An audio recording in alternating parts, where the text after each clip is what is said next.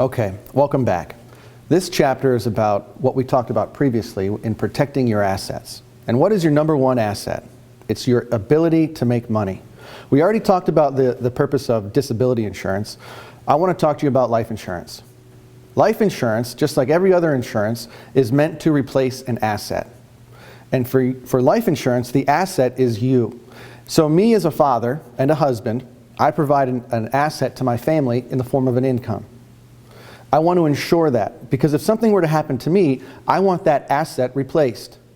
So there's we've all seen when a GoFundMe page in the past where a tragic incident happens and something happens to a breadwinner of a family, and a GoFundMe gets started. So then they reach out to others, and they reach out to their friends and family so that they can help support the loss of the income and the benefits that that person had provided to the family.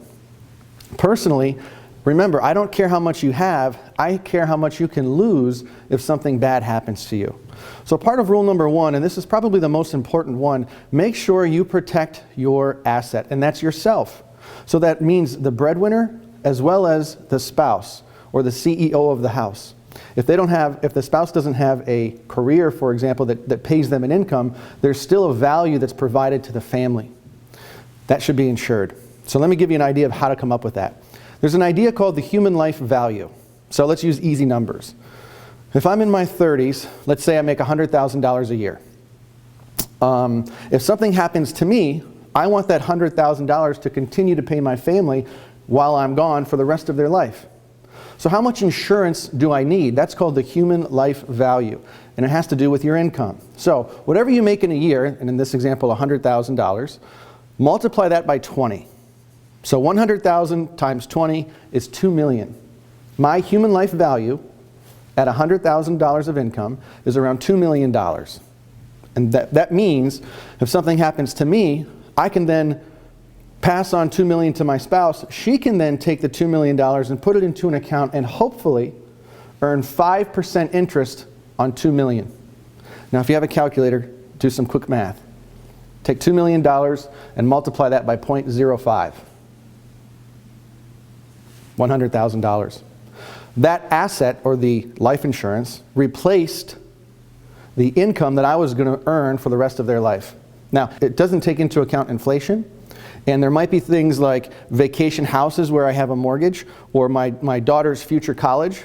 My human life value is based on my income plus anything else that I want to add on. So at a bare minimum, your human life value is around 20 times what your income is.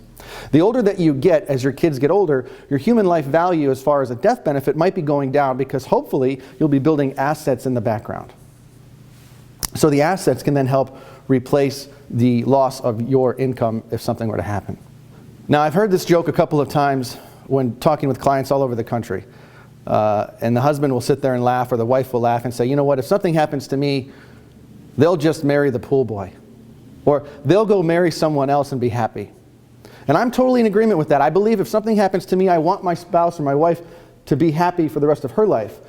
But do I want her to marry out of necessity, or marry because she wants to when I'm gone? This is a very serious topic. And if you are married, you should have this conversation with your spouse. What do you want to have happen in case if something were to happen to you? Now, since this is the first step of the first 4 principles, protecting your assets, let's start talking about fun stuff and building wealth.